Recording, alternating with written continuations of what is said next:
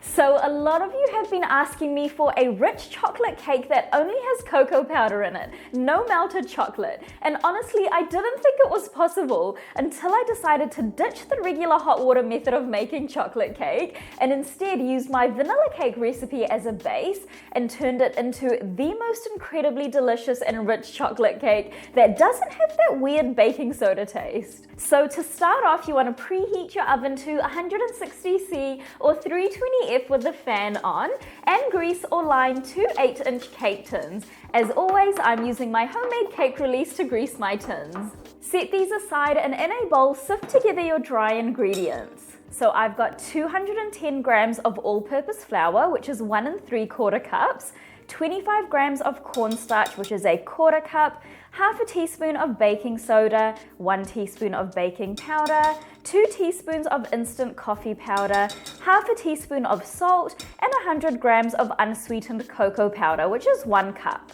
And then using a whisk, just mix that all together until well combined. Okay, now set this aside for now, and in a large bowl add in 113 grams of room temperature unsalted butter, which is half a cup. My butter was still quite firm as it's really cold here in New Zealand, so I just heated it up ever so slightly. And then also add in 158 grams of unflavoured vegetable oil, which is 3/4 cup, and 332 grams of white granulated sugar, which is 1 2/3 cups. And then using a hand or stand mixer, cream that together for 2 minutes until it's light and creamy, and you want to do this on a medium speed. Okay, next you want to add in 3 large eggs, one at a time, mixing well in between each addition, so about 15 seconds in between each egg. And you want to do this on a low to medium speed to allow it to emulsify properly.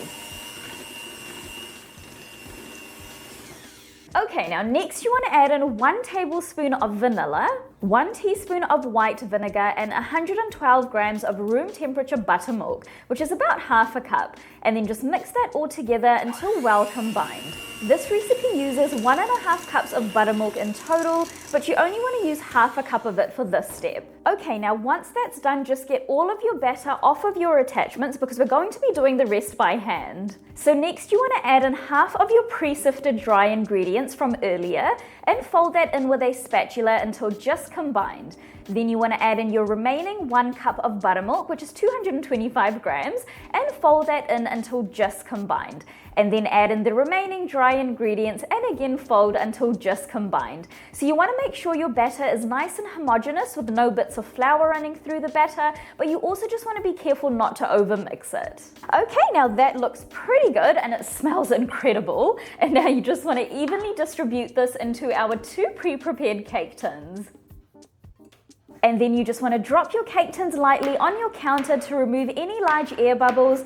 And now these are going to go into the oven for 40 minutes or until a toothpick comes out clean. So my cakes are out of the oven now. They smell so rich and chocolatey. They've been cooling in the cake tins for about 20 minutes. And now I'm just running a thin knife around the edges to release the cakes from the cake tins and then turning them out onto a wire rack to completely cool. These cake layers are so nice and soft, and they have a beautiful dark color to them, which I absolutely love.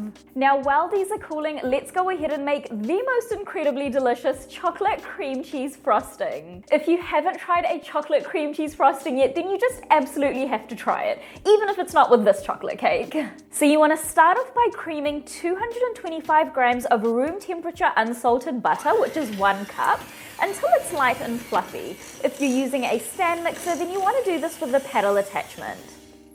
Next, you want to add in 570 grams of icing sugar, which is 4.5 cups, in 3 batches, while mixing on a low speed to stop your icing sugar from, flying everywhere. And you want to make sure each batch of icing sugar is mixed in well before you add in the next. Icing sugar is also known as powdered or confectioner's sugar, depending on where you are in the world. Now, I also know that 4.5 cups of icing sugar seems like a lot, but I promise you this frosting is not too sweet. Now, at this point, your mixture may be a little kind of crumbly, but that's totally fine.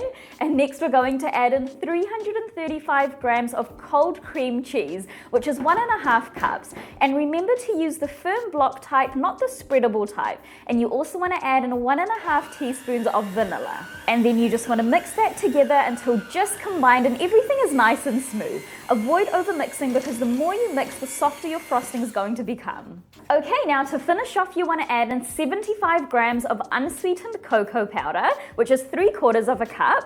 And before I start mixing, I like to fold some of the frosting over the cocoa powder, and this just helps prevent the cocoa powder from going everywhere. And then you basically just want to mix that until it's just combined. Okay, and that is our incredibly delicious chocolate cream cheese frosting all done. Okay, so my cakes are cooled down now, so let's start stacking. So I'm starting off by placing my first cake layer onto my cake stand and spreading out a layer of frosting using my offset spatula. Once that's done, my next cake layer goes on top, and then I'm just spreading out another layer of frosting all around the cake. And then I'm also using my cake scraper to smooth out the edges and my offset spatula to bring in that top lip of frosting so I have some nice sharp edges. And then to finish off, I'm just doing some piping on the top with a 1A piping tip. I really love the look of these little kind of raindrop patterns on the top. Okay, and that is it. My chocolate cake is all done. This cake is honestly so rich and moist, you wouldn't have a clue that it doesn't have any melted chocolate in it.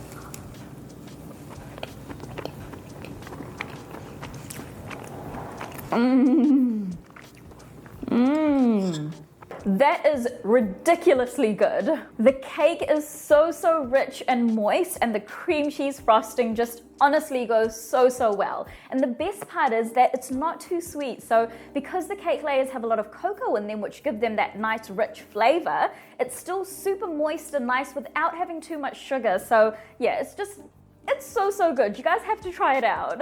If you do decide to give this recipe a go, don't forget to leave a review on my blog. It really helps my content reach more people, and I love hearing from you guys. I'll see you in the next video.